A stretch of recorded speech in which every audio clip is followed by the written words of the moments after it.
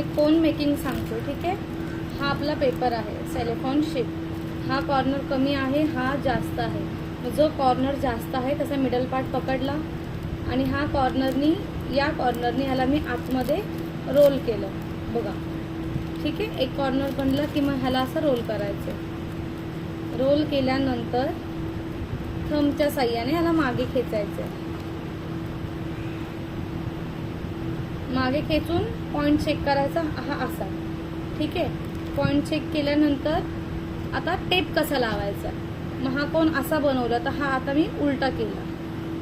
उलटा करून एवढी चिकटपट्टी घ्यायची, दिसतंय. मग ह्या कॉर्नरला मी लावते इथे. मग हा इथे रोल. फ्रंटला एक लावली चिकटपट्टी. त्यानंतर परत मी छोटासा पार्ट घेतलाय. मग हा पार्ट इथे ओपन असतो तर हा असा चेक करायचा.